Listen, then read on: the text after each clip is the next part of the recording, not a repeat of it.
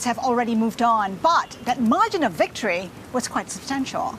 Well, I mean, a lot of authoritative surveys were suggesting that the ratio could be 2-1. It was barely a two-way race. It was more of a 1.5-way race. And we saw that bearing as far as the final numbers are concerned. There were some few surprises in the Senate race, for instance. Former Vice President Jejo Marbina, a lot of people are expecting him to be comfortably within the top 10 as far as the Magic 12 is concerned, but I think he barely was making it to top 15. So there were some surprises here and there, including who topped the race for the Senate. Robin Padilla, an actor with no background whatsoever in public governance, and some would say very thin curriculum vitae. So there were surprises in the Senate, but I think as far as the vice presidential and the presidential race is concerned, it's very clear that the unity team was really consolidated. If you look at the numbers of Sara Duterte and Bongbong Marcos, is almost identical. And I would argue between the two of them, I think Sara is the more dominant figure. I think had Sara run for the presidency, she would have a shoe-in for that. How is this a reflection of the changing needs and wants of the people? You say this is a pushback on dysfunctional democracy. Right. Well, I think the presidency of outgoing President Duterte, right, was very effective in terms of perception management. It's not like the past 6 years where kind of a par excellence when it comes to management, including the pandemic, right? The Philippines had one of the worst contractions in 2020. But I think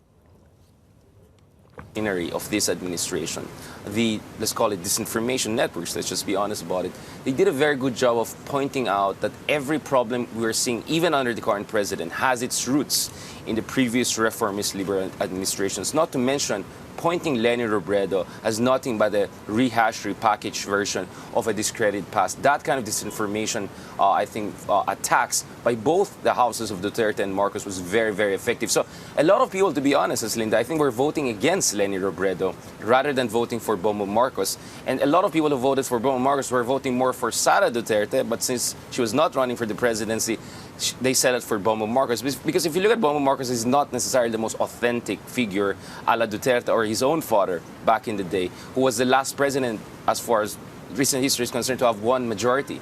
I mean, Bongbong Marcos is coming in not only with a super landslide, but is coming in as the first majority-based president in contemporary Philippine history. So the mandate is going to be huge, but moving forward, he will have to negotiate his way in tandem with Sara Duterte. I think Sara Duterte is set to be the most dominant vice president we're going to have in a very, very long time. Richard, I want to get your thoughts about what Mr. Marcos does in terms of geopolitics. Of course, we know about the tensions in the South China Sea, and we've seen this tilt, this pivot towards Beijing by Duterte, his predecessor. How will he deal with it, in your view?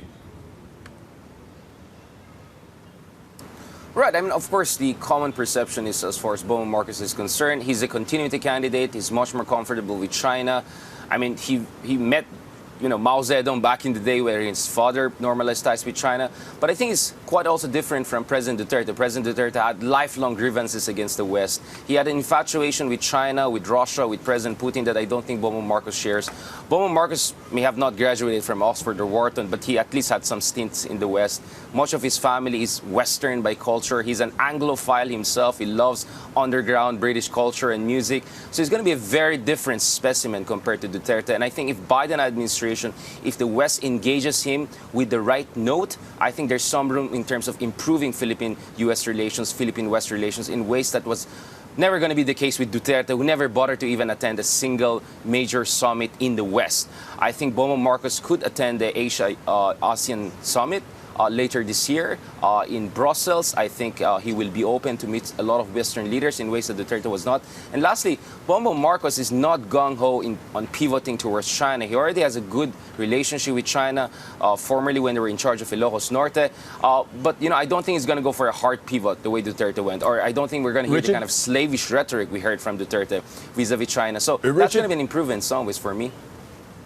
Richard, we have at the moment some live pictures from the streets of Manila here, where students are protesting against the election of this new president. And really, it's Marcos / Duterte who they're protesting against. Of course, many people are pushing back on some of the revisionism that has been actually I suppose, mentioned on the campaign trail. And a lot of that, of course, on social media, which for people who are not familiar with the era and too young to remember it, perhaps they bought. But give me a sense of then how this new president, being a Marcos scion, deals with all the legal issues which are surrounding the family.